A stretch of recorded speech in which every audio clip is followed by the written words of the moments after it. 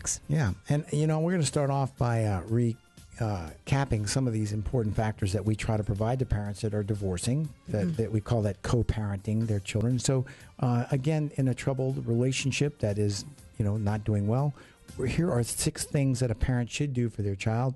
Number 1.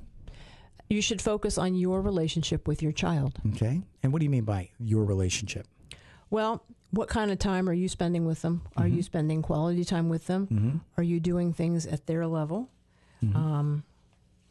Don't be asking the children, what are you doing with mom? Where's mom bringing you? Or where's dad going? And what are you doing? And et cetera. Don't investigate. Don't use investigative or detective questioning to force the child to disclose what the other relationship. Focus on your relationship, your time with the child, and the time you have that's interactive, that's quality time. Okay. Number 2, encourage your child to express their feelings. I find with my son that I've had to work to teach him feeling words. Yeah. At 12, 13 years old, he's very good at facts, but he's not real good at feelings. Right. Parents need to understand that when they're fighting and feuding and they're breaking up, the kids, they feel the knots in their stomach. They know that they have anxiety, but they often don't have the vocabulary to explain what those feelings are. And some of that may be because they have not experienced that feeling before, so they don't know what it is. How would they know what loss of relationship is? So they've never had one. Right. But they can see mom and dad breaking up. So you want to encourage your children to use expressive words, to use words that express their feelings. Number 3. Allow your children to love both parents. Isn't that the truth? I have so many partners that go out of their way to almost teach the child to hate the other parent. I'm going to give you enough facts about the things your dad or your mom did that I'm going to make sure that on your own by yourself, you never willfully care about this person. That is so awful. It's sick stuff because remember, A plus B is not equal C. A plus B equals AB. You can't discredit the father or mother of the child, which is the component of that child's genetics, without introducing some notion of failure or brokenness within the child themselves. Right. And here's the way I ask them to look at it. That person may have sucked as a partner for you, but that doesn't mean they suck as a parent. And when you look at your child, is this a bad thing? Yes. And they never think their children are bad things. Sure. And yet they can just think that person over there, and they completely dump. That's part of this child, this beautiful little being in front of me. That's the way I like the way you put that. They may have sucked as a partner, but that doesn't mean they're going to suck as a father or a mother. Sometimes you'll ask them that. Well, how are they as a parent? Well, they're pretty good as a parent, but I'm so mad at them. I'm so mad. That's right. And so you're overlaying to them and to the child this anger that's the result of some other relationship that has nothing to do with the child. Yes, okay? Right. Number 4, give the child time to adjust. Relationships take time to break up, but emotions also take time to heal. Right. You can't instantaneously expect your child to move on. It takes time. It's okay for your child to be resistant. It's okay for that child to ask, I want you and mom to get together, or you and dad to stay together. Right. It's okay for these things to be said. Don't get angry about it. Say, we're better friends than we were as roommates or lovers. And, mom and I will always love you. We'll always take care of you. You'll always be the focus because I am mom, I am dad, or mom, I am dad, and she's mom for life. So we're not abandoning you. We just can't be together. Right. But give your kids time to adjust. And some of the most well-adjusted kids I've ever talked to will talk about, they'll talk to a stranger about their 2 homes. Oh, that's interesting. I have my home with mom, and I have my home with dad.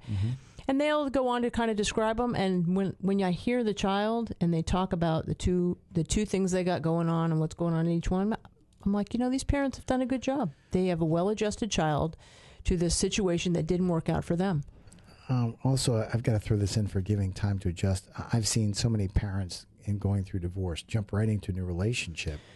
And, years later, those kids are now in their 20s and they're still furious. They're still furious that dad or mom jumped into this new relationship, got a divorce, 2 days later got remarried, and we're years later and they're still angry that these partners just jumped into new relationships and forced us to accept new parents or step parents into our lives. Yeah. The other side of that is sometimes they have abandonment issues, especially if the parent that left and remarried doesn't take the time to have that quality relationship with the child. They feel like they weren't good enough.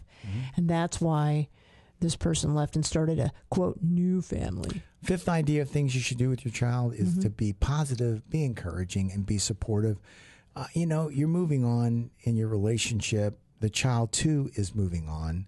And so it's only natural for the child to feel some anxiety or apprehension about, Dad's got a new house and I don't feel comfortable there. The bedroom's not like my bedroom. It's not my toys. And, Dad's got a new life and I feel very uncomfortable there. But you got to be there in the backdrop, if you will, cheerleading, if you will. You know what? It's always that way for all of us. When we first start moving into a new place, it's always strange. It takes time to adjust. Take it one step at a time. And by being encouraging and being supportive, you're taking what is a bad situation and hopefully, doing the best you can with it. But certainly don't do fatalistic thinking. Sure. Don't buy into the child's fears. Don't accept the child. I had a client not too long ago where the child was crying and fitful about going to see Dad at his new location. And yet the parent accepted the child's fear as it was real and then, made no effort to, try to assert some, how would you say this, some cheerleading. Go ahead, try it out. Instead of doing that, said, nope, okay, you don't have to go. If you don't want to go, don't go.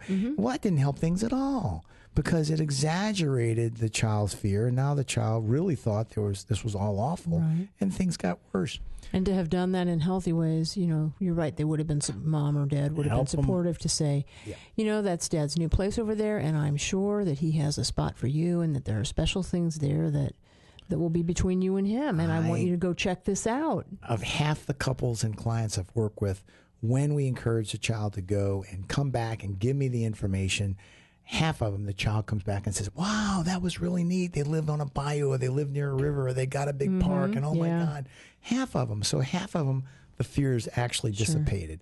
Of the other half, you'd be surprised. They were able to work through it 100%, never a problem, as long as they encourage a child to move forward. And I want to bring up one more point there. Yeah. And, we always have to remember that as parents, we, for years, are our children's number one mentor.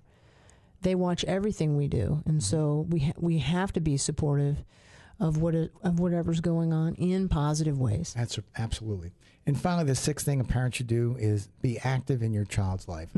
I run into so many parents that they tend to be spectators. They tend to be taxi drivers, chauffeurs. They drop them off, they pick them up, but they really aren't active. For instance, I had a man I worked with recently who was very proud that he would bring his son to all the football games, drop him off, pick him up, but he never sat in the stands.